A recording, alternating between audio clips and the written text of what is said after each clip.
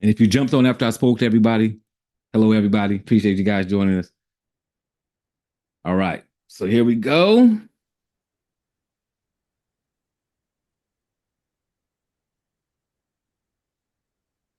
All right. So the first thing I'm going to do is I am going to, just so to make sure you guys understand what's going on the guides, I'm going to run through the guide real quickly. Just for the purposes of people understanding what it is, because sometimes people do, and sometimes they don't. They download it and they don't ever look at it. So I want to make sure everybody has an idea of what we're looking at here on this particular guide. So this is the first guide, which is just the what you need to know about CTA. And let me pull this screen up here. All right. What you need to know about CTA. And the reason why this guide is important is because it's really basically giving you the updates and letting you know what CTA is so that there's no confusion. So you'll see it's got key updates, expanded reporting requirements on it, and then also the increased penalties. So on this guide that you all have access to, it will let you know this was a law that was started in 2021, but they activated in January of this year. For the people who are wondering why the bigger companies don't have to file a BOI report, because that was a big controversy in the beginning. It's not that they don't have to file a BOI. It's that they file it differently than we do as smaller business owners. So understand that as a business owner, if you earn more than $5 million a year or have more than 20 employees, you already have to submit this information anyway. Banks, financial companies, insurance companies, they all report this information under another system when they open up those kind of companies or when they grow to that size. So that's why they're not included in BOI. This is for companies who weren't required to do that. So this is not about a big company, small company idea. This is they want to make sure that they know who owns the company. Anybody that owns 25% or more is considered a beneficial owner of that company. And they want to know so that people aren't using money in companies to create terrorist acts, to steal, to money launder, all of those different crimes they're trying to prevent. So they figure if they know who owns a company, because a lot of people own anonymous companies. I form anonymous companies for people all the time. They form companies under companies under companies, and all those companies are owned by other companies, and then they're on a fourth, fifth, or sixth company. So a lot of times, if you don't barrel through all that, you won't know. So the government wants to know who owns the company, so they'll know who's responsible for any wrongdoing or somebody not paying taxes. They want to actually know that information. So this is why they're making us file this report. So just keep that in mind. This is really just about compliance. It's not a big deal. We're hearing about it, but it's really not anything for us to worry about. It's just file it, keep it moving, run your business, earn your income. This is a 10 or 15 minute thing. All they want is a copy of your passport or your driver's license, and that's pretty much it, right? So there are some exemptions. Like I said, the large businesses, 20 employees, $5 million in gross receipts, certain government agencies, financial institutions, and inactive entities, right? Entities already subject to significant regularities like bank and insurance companies, and subsidiaries of exempt entities. So if you have an exempt entity and you have a subsidiary company under that, that one doesn't have to file either. So those are all like your exemptions. If you're just a general sole proprietor, LLC, S Corp, any of those, and you're not making more than $5 million, $5 million, or have more than 20 employees, typically you're going to fall under the auspices of having filed this. So I would just say get on top of it, do it. It's a 10 or 15 minute deal and you can get it done, right? So what's required when you're filing it, right? Your legal name, right? Date of birth, your physical address, and the identifying number on your form of identification. So if you're using a driver's license, they're going to want your driver's license number. If you're using your passport, they're going to want your passport number. And they're going to also want you to upload an image of that identifying document. So please make sure that you have that on your computer so that you're good to go on that, right? Yep. So those are the exemptions that we just discussed and what information is required.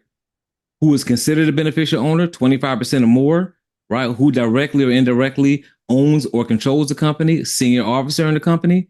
And then when did it go into effect? January 1st of this year. Businesses created before January 1st of this year must file their BOI by January 1st of next year.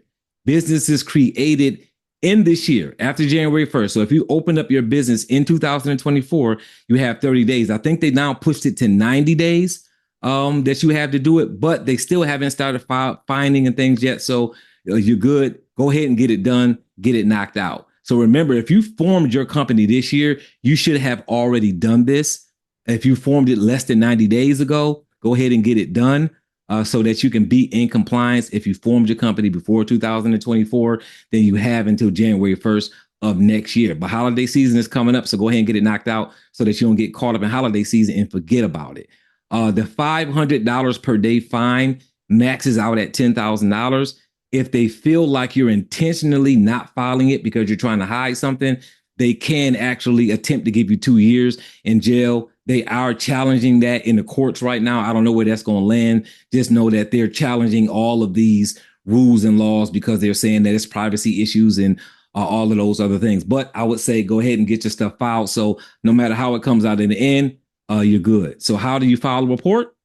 BOI reports can be filed electronically on the fincen website, and that's where we're going to go and look at it. There is currently a lawsuit challenging the CTA, and then who can see your BOI report, right? Because a lot of people want to know who can see that I filed this. Federal agencies engaged in national security and law enforcement can see it. State law enforcement agencies with a court order, the Treasury Department, financial institutions who have the business's consent, which would be your bank, right? So if you open up a business bank account, then obviously they can see that information. Plus, if you open up a business bank account, you're giving them your identification anyway to open it. So they already have all of those necessary documents. Government regulatories or financial institutions, and then foreign authorities requesting information through a United States agency. And that's typically going to be for a foreign company anyway. So in conclusion, the CTA is an important law.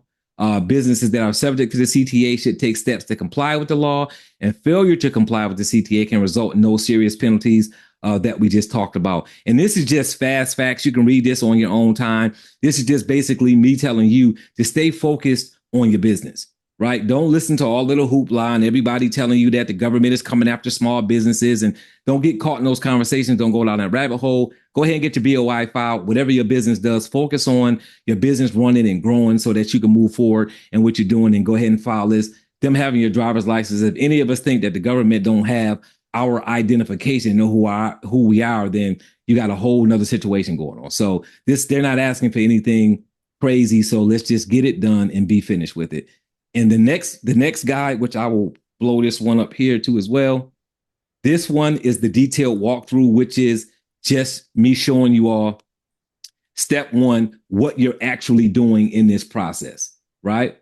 So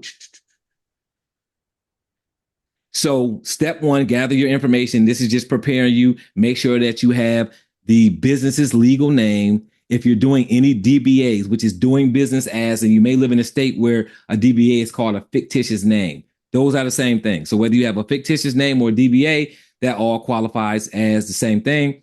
The date of the formation of that company, right? The physical business address, and you can use your virtual business address as well. The jurisdiction of the formation, and then your EIN number. That's the information that you're going to need to have on the business before you start the process. And then for the beneficial owner, you're going to need that person's personal legal name, date of birth, personal address, identifying number for those particular documents, the driver's license or the passport, not both, and then a copy of that particular document. If you own this company with 3 or 4 other people, and you guys all own more than 25% of the company, then you're going to need to get those documents from those people if you're going to be the one going in here and filing this report.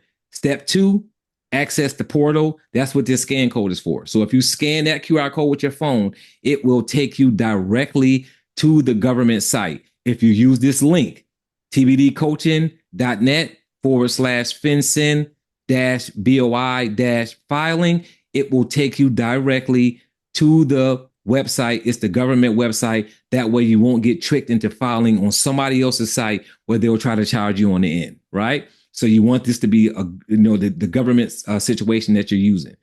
Here we're talking about step 3, which is just start a new report. And we're going to walk through this on the BOI site in particular, but I just want you to understand that these directions are all on this guide. the BOI e-filing option, right, which is the most common option. Unless you're a bank or anything like that, which I know there's nobody on here who owns a bank, you're not going to be dealing with the BSA. You're going to be looking at the BOI e-filing option, which is why I have most common option in green. Just click the Get Started button, and I've even put some arrows here so you'll know exactly what that looks like. You're going to click this button that says Get Started. Step 4, you're going to file a PDF or file online. So this is the difference between the two. If you file a PDF BOIR, what you're doing is they're plugging the information into a PDF, and then you're going to submit the PDF afterwards, and then you can download that PDF to your computer. Why would you do that? Because you may need to submit that BOIR again, and you already have it done. And if nothing changes in your information and you need to submit it again, you already have the PDF done. So if you do the file PDF BOIR, if you do it that way, then you'll have that copy on your computer or wherever you download items and save them. If you do the online, then you're plugging it directly into the computer spaces that they give you, all the empty boxes. They will give you a copy of what you put in there. So when you go to, at the end, you're going to download a transcript, and that transcript is going to let you know what you put in those boxes. So you will still have a transcript afterwards on the file online version, but on the PDF version, it'll be an actual PDF that you can download, and then you would then submit that afterwards. Versus the file online, you don't have to submit afterwards. When you're done and you click to submit at the end, it's going to say that go ahead and download your transcript, but they're going to submit automatically when you click submit. And again, I've got a screenshot here of a computer showing you the difference. This is the web version, the file online, and then this is the file PDF BOIR. So you're just going to choose whichever one you want to do, and then you're going to click that and then move into dropping the information inside those boxes. So on step 5, choose your type of filing, right? So check the auto date field, right? So there's going to be a date for whatever day you're doing this already auto filled in there, so you don't have to worry about that. They're going to ask you to take a look at the Privacy Act and Paperwork Reduction Act, and then you're going to click next from there. There is going to be a drop down box for every section, just so you know, for those that like to have just this extra information to make sure you really understand directions a specific way. I have here, note, use the need help drop down box to explain the specifics of each item. So when we go into the system, you will see where that's at. When you click that drop down box, it will allow you to read the directions for everything you need to do, just in case you still are a little confused when you're in there filling out the information. So these are the steps. I'm not going to read through all these individually because we're going to go in the site and do it anyway. But these are just 3, 4, 5. These are actually numbered right after the boxes that you're filling out. So if you ever get confused about a number and it says, what do I put number 7? Well, my number 7 on this guide matches the number 7 on the BOI site. So it's explaining to you what that is in each one of these. So you can always use this guide as well as using the directions that they give you. So you will see it goes through the numbers here, and then it lets you know, right, do not required, do not check this box. So you may want to look at this just to make sure that you're not getting confused, and you can get through this in a decent amount of time as well, so that that's not an issue for you. So step 7, part 2, the company applicant information. So you see what it says, fields 18 through 33 of the BOI are, that's what these are, 18, 19 through 29. You're going to see on the sheet what you're filling out. Most of this is going to just be personal information, so you're going to know it. There's no trick questions here. The only thing that may be tricky for a person is going to be items like 18, fincen ID. And why is that fincen ID important? If you want to have your own fincen ID number, it allows you to do that when you come in. And why would you do that? Why would you want to have a fincen ID number? For 2 reasons. One, you may want to have one because you're saying, I own 1 or 2 companies and I have to do this as often as I need to do it. You do not have to do a BOI report every year.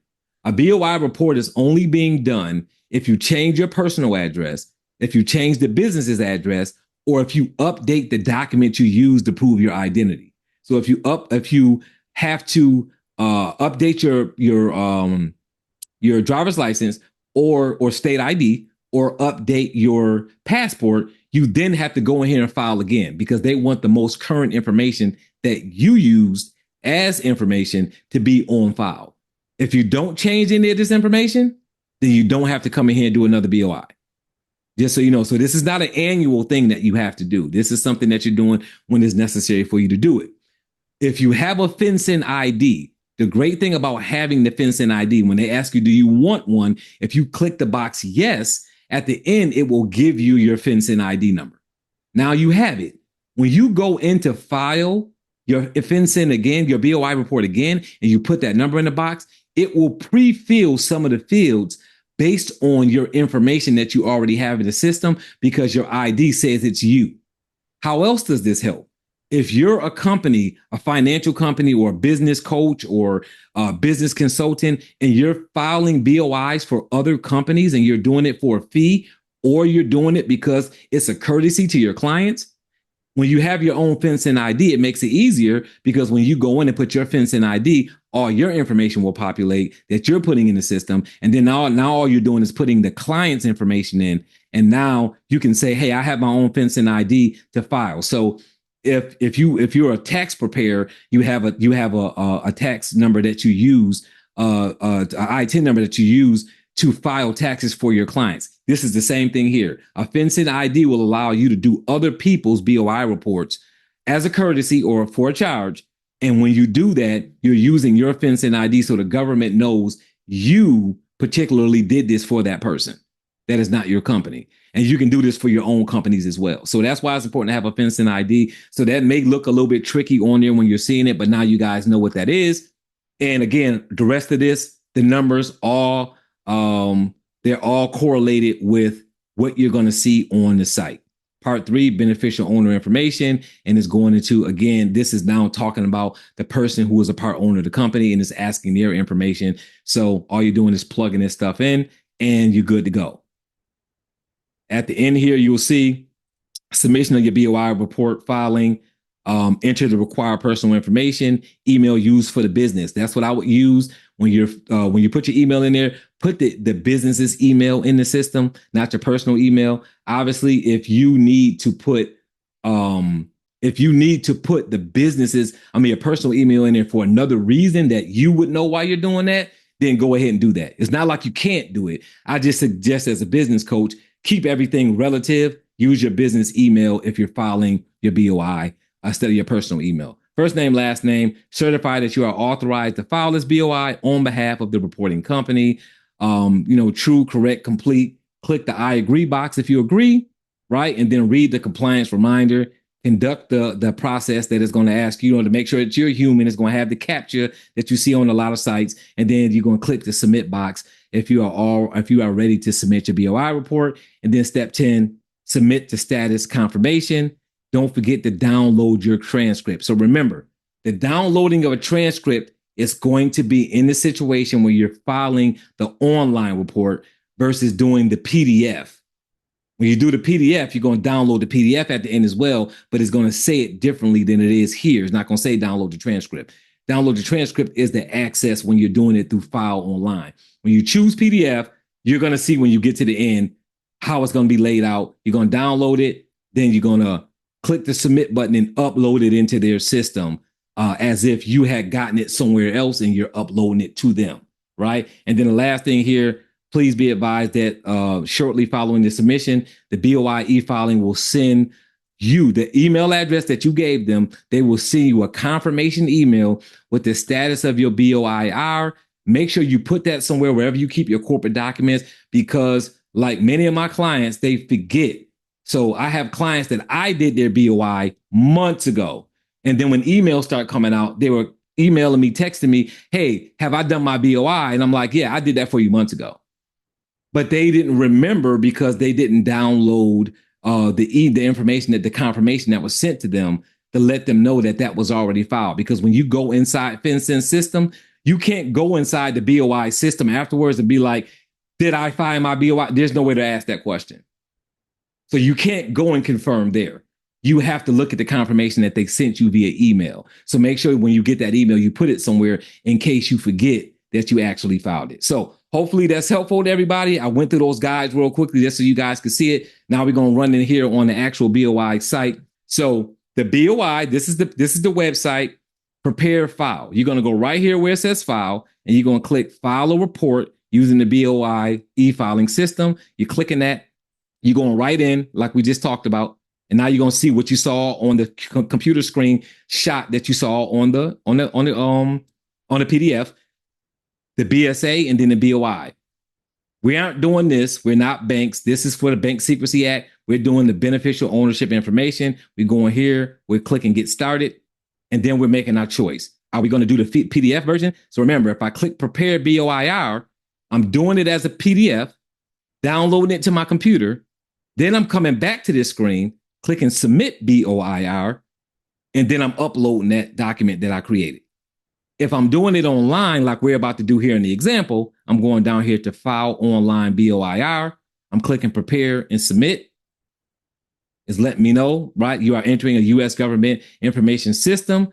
Again, if you don't see this, that means you're in the wrong place. That means you're on somebody's website that's trying to do your BOIR for a fee, which is not what you're looking for, right?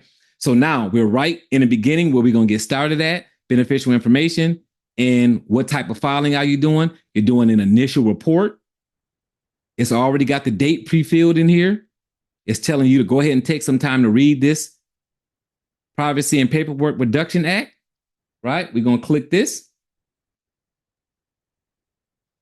Now it's asking for our information, right? Request to receive the FinCEN ID. So this is what I was talking about moments ago. If you want your own FinCEN ID, you're going to click this, and then when you're finished, they're going to give you a FinCEN ID. If you're saying, I don't need a FinCEN ID, I'm only going to be filing this every few years, however many years it is in between, how often you need to renew your driver's license or your state ID. I'm not going to get a FinCEN ID. Don't worry about it. They don't require you to do this. If you want a FinCEN ID, go ahead and click that, and then they'll give you one at the end, right? Foreign pooled investment vehicle. You're not clicking that unless you meet this qualification, and you're going to know what that is. This is the need help. If you ever feel like, hey, what Coach Dunbar's handout or resource guide gave me wasn't enough, I need more help, click this drop down, and you'll see it's going to define every item so you won't be confused. It'll let you know exactly what it is so that you don't click anything wrong and get yourself jammed up in any kind of way, right? Not a whole bunch of trouble you can get yourself in on this anyway, but just so people, because I know that sometimes there's some urchin, meticulous people who are thinking, hey, I don't want to click the wrong thing. Some people think when you click something, everything's going to blow up. So I just want you to know that you're pretty safe here. Legal name and alternative names. So the reporting company legal name, you're putting that here, right? And then you're putting the alternative name here. If you are operating as a DBA or fictitious name. So that would be if I was actually didn't have a LLC form. Let's say I was a sole proprietor, but I had it myself. I was operating as a DBA. Then I would be Robert Dunbar operating, right, or doing business as TBD Coaching. So let's say TBD Coaching was a DBA, not an actual LLC. Then I will be putting my name here and saying that I'm doing business as TBD Coaching and Training. That is how I would set that up. So, and I'm going to have to fill some of this in because if I don't fill it in, I'm not going to be able to move forward for you guys, right? If you've got more than one DBA, then you're going to click here and it's going to give you a way to add more. So these blue boxes are going to be for you to add more, except obviously when it's previous and next, right? So down here is asking me for my tax identification type. I'm going to click here and I can say, am I operating? Do I have an EIN number? If I have an EIN number, I'm going to use that EIN number here. I'm going to use my social security number or my I-10 number, or I'm going to use my foreign number here. And I'm going to go ahead and choose EIN number here. And then y'all got to give me a second so I can grab my EIN because I forgot to actually have it pulled up here so I can get it. So just bear with me 1 second here.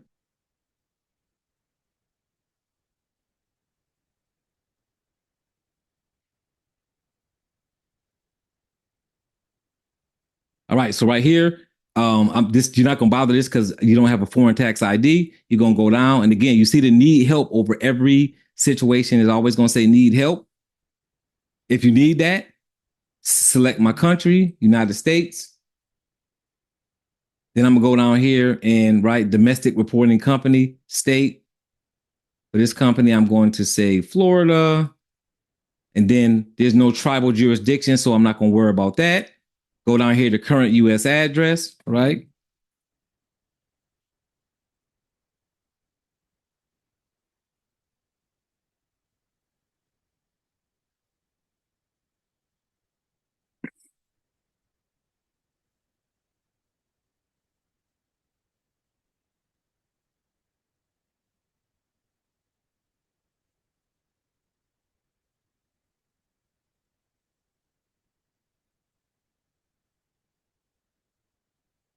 All right, so I'm putting my information here, as you can see. Then I'm gonna go ahead and I'm gonna click next.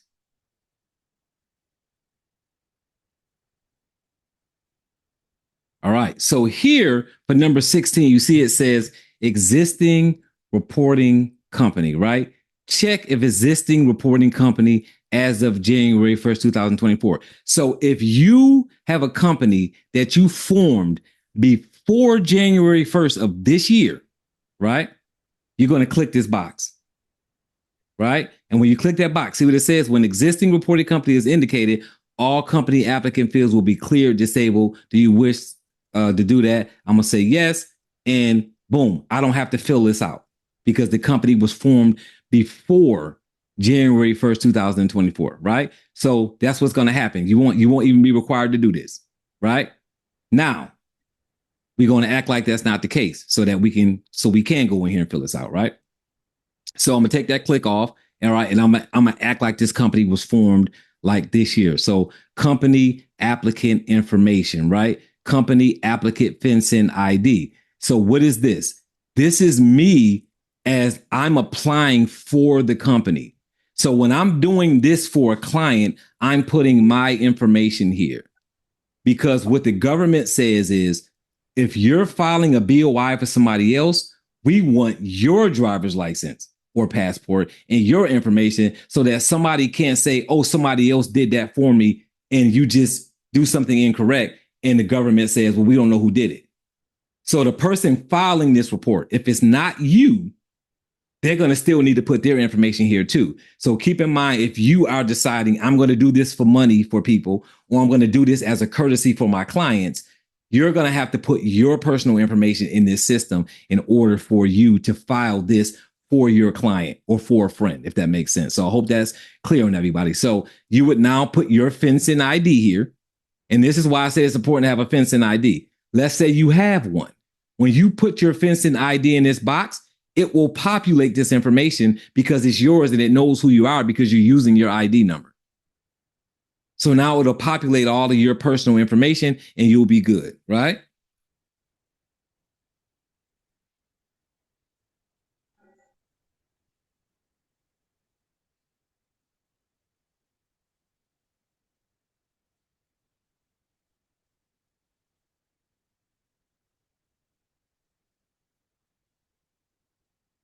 I don't know whether they're gonna let me do it like that. Let me see.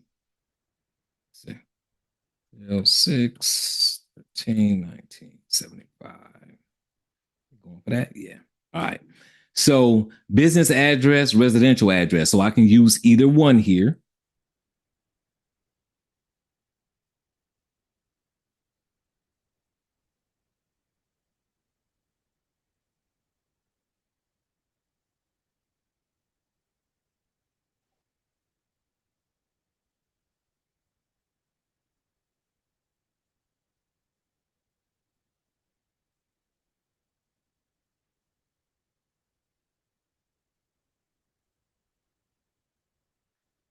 Form of identification that I'm going to use.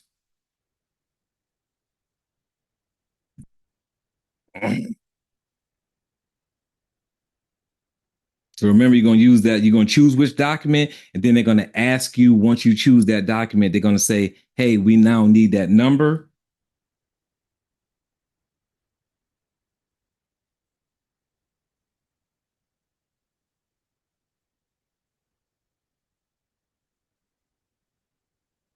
You're going to put that there. And then again, here, the state.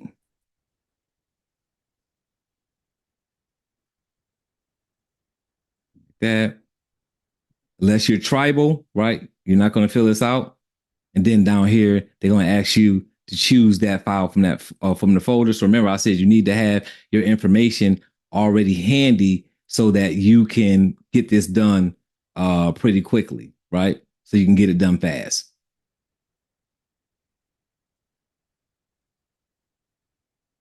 All right, so drop that in there. So now it's going to let you know, right? That's what you use as your image. I'm going to go on over here and I'm going to click next again. If you didn't read that information, if you click this drop down, it'll let you read that Privacy Act, but you should have read it on the first page. Now I'm looking at the beneficial owners, right? And remember, however many beneficial owners for that company, if that company has 3 beneficial owners, then after you put one, you have to click add another beneficial owner.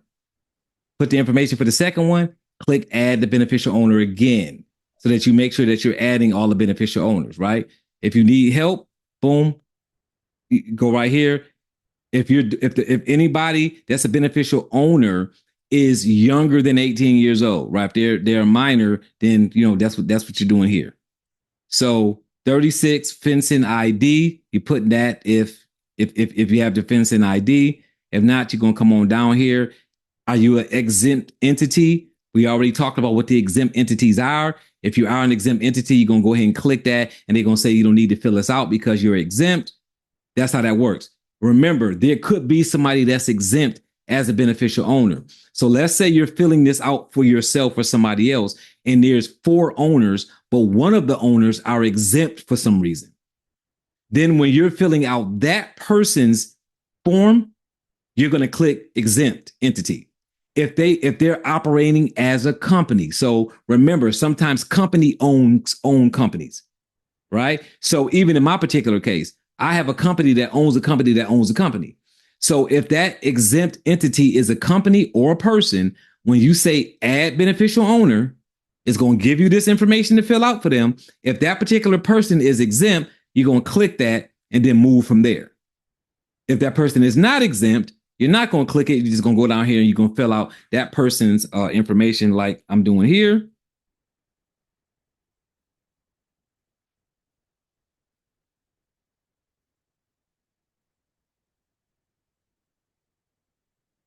Same thing all again.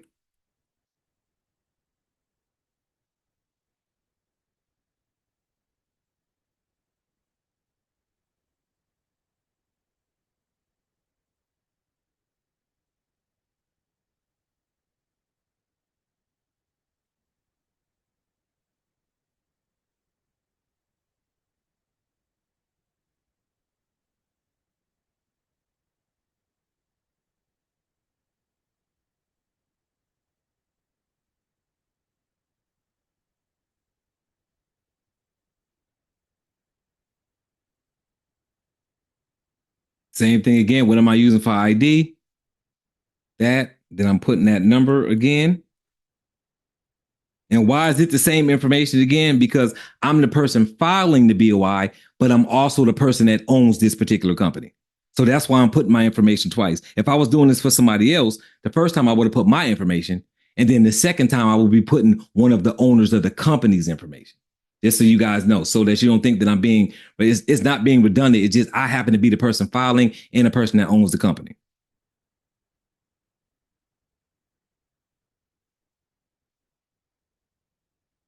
I did that wrong. 213. All right. And we're going to go with this and that. And then remember, you're going to have to upload for each person who's a part of that company. You're going to have their information on your computer to be able to do it. You're going to click next, and that's it. Now we're on the final page, submit, and all I'm doing is putting Coach Dunbar. Did I spell that right? Yeah, Coach Dunbar at TBD Coaching. .net.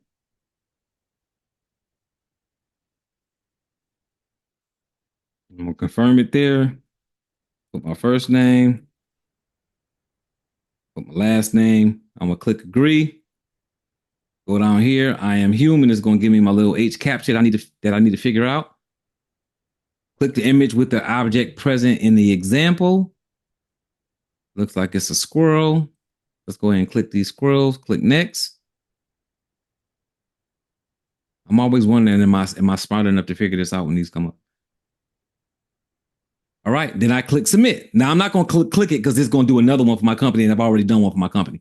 So I'm not going to click it. But once I click submit, and it's going to say download the transcript, and then it's going to tell you to look for the email. So that's what it would do. When this is done, you're done. You don't need to do this again, unless you change your driver's license or whatever form of ID you use, passport, driver's license, or state ID, unless you change the address of the company, right? Or unless you change who owns the company. If you add somebody, take somebody off, any of those changes, you're going to need to file this again. If you don't need to file it again. So just keep in mind, this is not something that you have to do every year for any particular reason. So you guys are clear on that. So that being said, I'm going to go in and cut my camera back on to make sure everybody's good. Does anybody have any questions about anything that we just talked about?